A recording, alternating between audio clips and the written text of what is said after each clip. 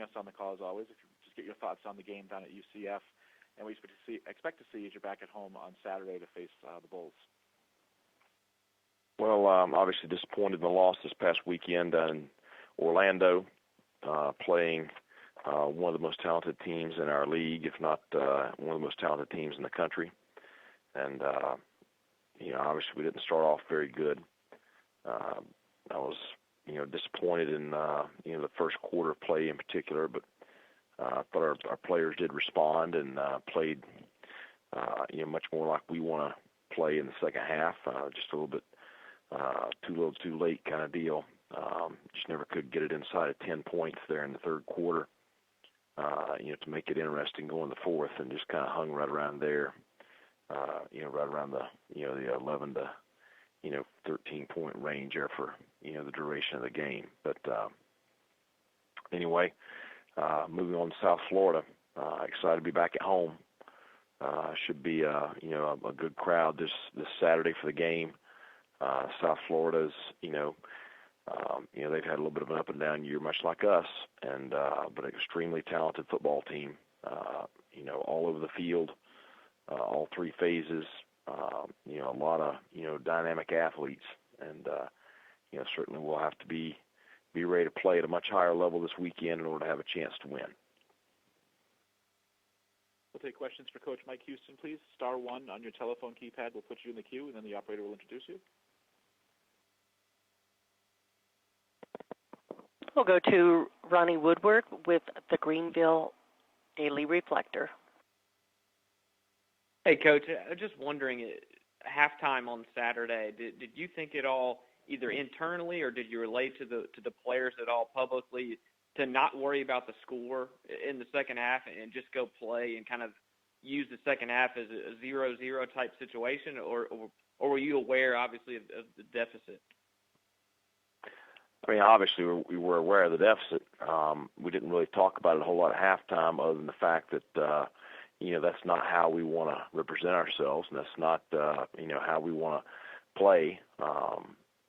Certainly a lot of the first half had to do with a very good UCF football team, but a lot of that stuff had to do with us not playing up to our ability level also, for whatever reason. I thought the kids, it's not that they weren't playing hard.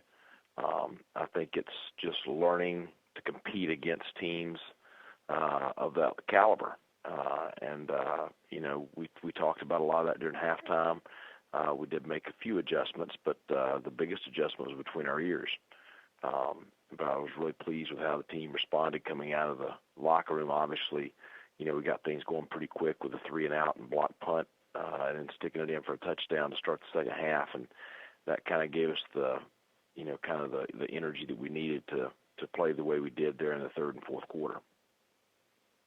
And then on the block punt, I know you've talked about that a lot since you really came here in December. Was that kind of a planned type of thing, or when you try to go after a punt, is it more of a gut kind of feel, like in the moment?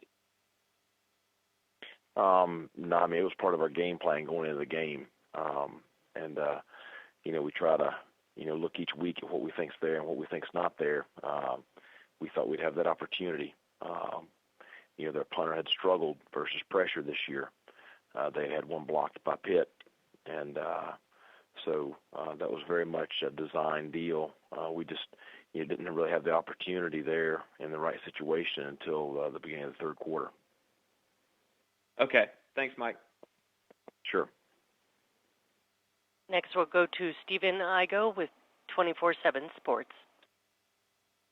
Hey, Coach, kind of going off that special teams question. The end of the first half, I know maybe not ideal for Ehlers to get sacked there, but how proud are you of Verity and company getting on the field in the scramble drill and executing that field goal? Really, really, really excited about that. I mean, that's, we worked it a good bit there during the 2-minute drill during the open week. It's something that we work, a lot during preseason camp, and then we try to hit it every other week, just with the exact situation that we were in. And like I said, usually you need 13 seconds in order to get that off, from the beginning of the snap. I think we snapped that ball, with the previous snap with about 12 which makes it tough. But I thought the kids did a great job getting on the field, getting set, getting the kickoff in time, protected it well, and then to be able to hit it. I think that's going to be a confidence booster, but I think it says a lot about the organization on the sideline from Coach Tesh and the players to know them, be in the moment, and to be able to execute at that level. Okay, thank you, Coach. Thanks. And do you have other questions for Coach Mike Houston, please? Star 1 on your telephone keypad, if so.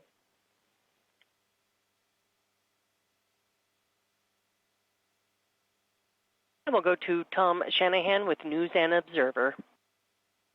Hi, Coach. I wanted to ask you about maybe any progress you saw in Holt Nailers. One of your objectives this year was not to have so much of the offense focused on him and taking so many hits.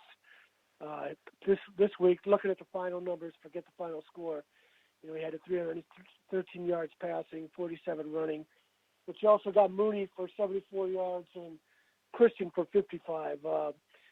Is that the picture you want out of your offense? Is that what you're striving for? Well, we had, if you factor out the sacks, Holton actually had 87 yards rushing. You got to factor that in as part of his rushing total. If you factor those out, then you have over 200 yards rushing gained on the day. With those factored in, you were under 200, but throwing for over 300 and rushing for around 200. We had very good balance. We had 49 rushing attempts, 37 attempted passes. So we're right there around the 50-50 mark. Obviously, Mooney, true freshman. I mean, he's however many months into his college career. He's starting to come along. Obviously we didn't see him playing this big a role this year before the season, but as it's turned out, he's ended up playing a lot and having a significant role, and he continues to develop and continues to improve in that role. So, I'm pleased with how things are progressing. I want them to progress much faster. We all do. But the exciting thing is they are progressing. Okay. Yeah, the reason I was thinking that was because, a year ago he would have had a 400-yard game against the Central Florida, but nobody else had any rushing yardage. This time he's close to 400 if you take out the sacks, but you also had some more rushing yardage. That's what you want, right? Right. Yeah, I mean, we want a balanced offense, not only from a run-pass ratio, but also from getting a lot of people involved.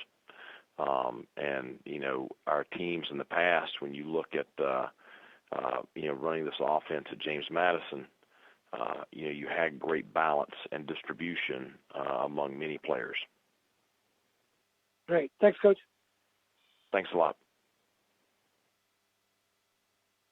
Take one final swipe for questions for Coach Houston, please. Star 1 on your telephone keypad, if so.